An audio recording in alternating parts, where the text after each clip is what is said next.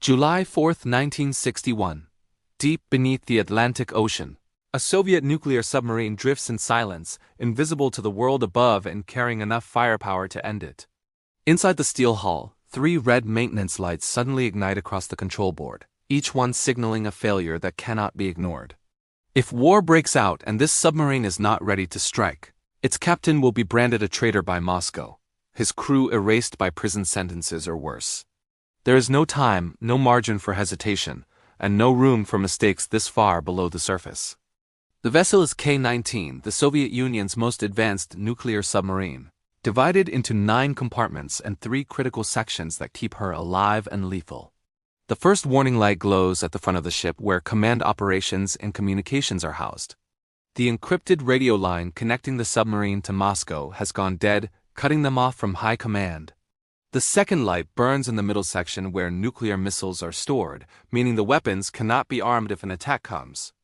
The third and final light flashes at the rear, inside the reactor compartment, a failure so dangerous it threatens not just the mission but every life on board. Captain Nikolai Zatev moves immediately toward the front compartment, passing rows of torpedo tubes, each packed with enough explosive force to tear apart warships in seconds. The submarine is quiet now, but danger is building behind every sealed hatch. Junior sailors sleep in cramped bunks wedged between steel walls and humming machinery, while officers occupy small shared cabins closer to the control room. Zatev steps into his private quarters, a rare luxury at sea, where a photograph of his family rests on a metal desk. Life aboard a Cold War submarine is constant risk, and one overlooked fault can mean death for everyone. In the corner of the cabin, the intercom radio that links the boat to Moscow sits silent. Zatev inspects the panel and finds a blown fuse, a simple repair compared to what he knows awaits deeper inside the ship. An engineer replaces it quickly, and Zatev strides to the control room, where navigation, sonar detection, and weapons targeting are managed through the periscope and command consoles. The maintenance board confirms the radio light has gone out.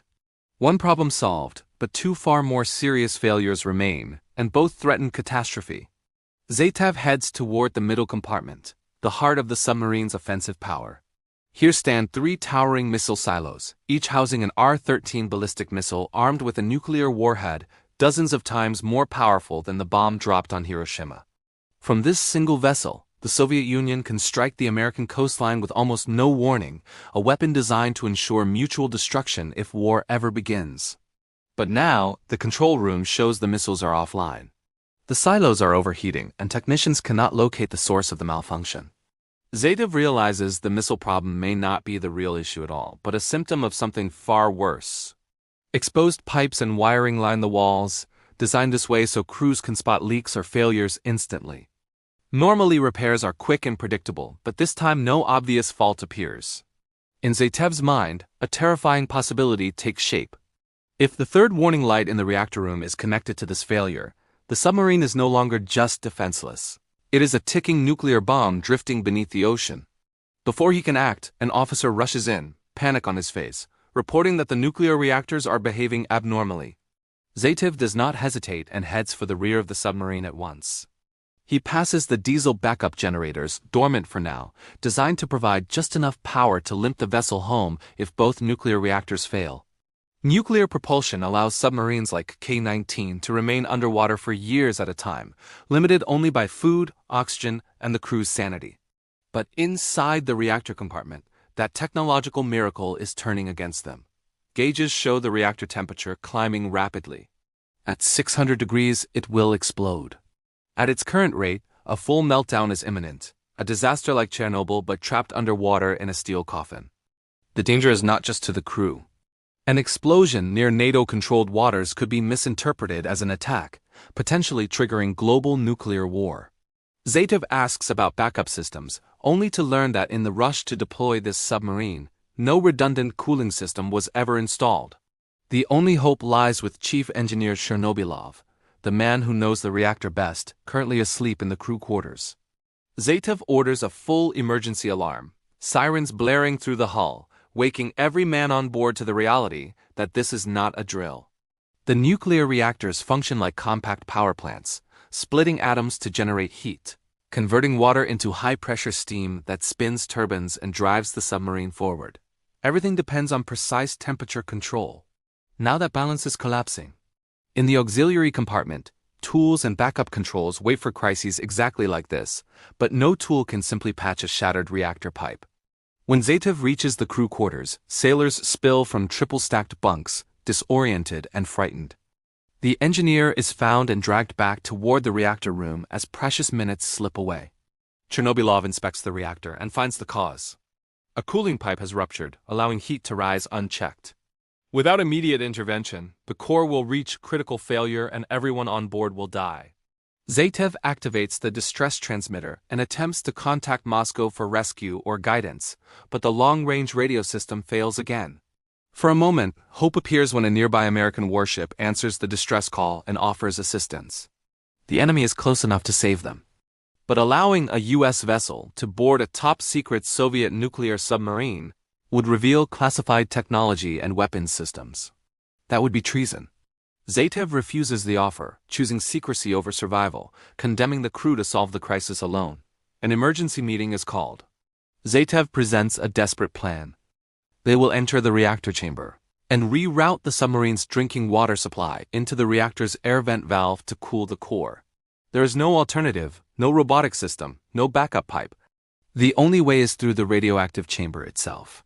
He asks for volunteers, and only the engineering crew has the knowledge to attempt the task. A 23-year-old sailor steps forward first, fully aware that entering the reactor room is a death sentence. 7 more follow him, none of them hesitate. The engineers will work in rotating teams, each limited to 10 minutes inside the reactor room to slow radiation exposure. The first group enters as Zatev starts a stopwatch. They cut into the air vent valve, steel-resistant by design to prevent exactly this kind of tampering. When the first team emerges, they collapse and vomit on the deck, their skin already burning from radiation. Medics drag them away as the next group steps forward. Inside, progress is slow. The hole widens, water pipes are cut from the wall, and the teams continue swapping in and out as the reactor temperature climbs relentlessly. Minutes pass that feel like hours.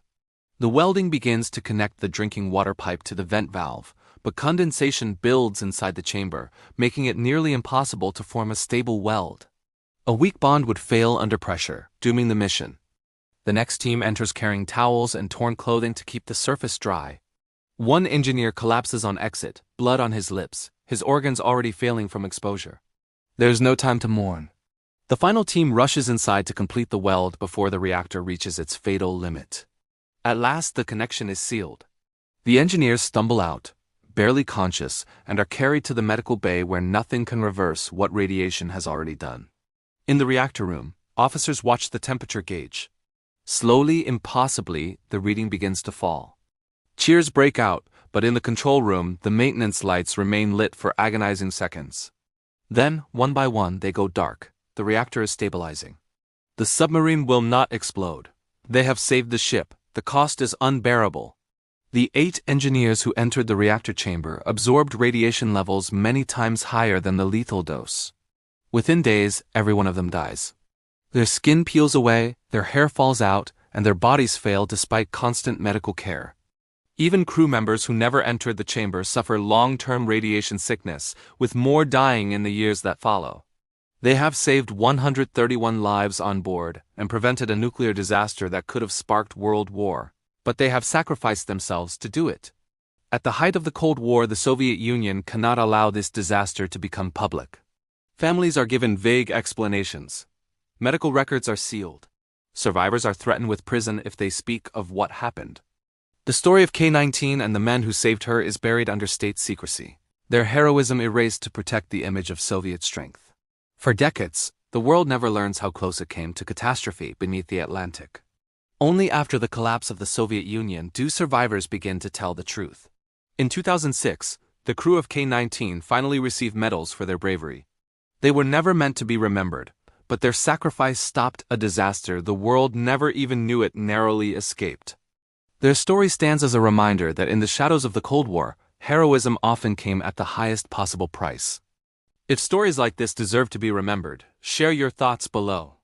And tell me whether you believe secrecy was justified or whether the truth should have been revealed from the start. Please like, comment, and subscribe for more.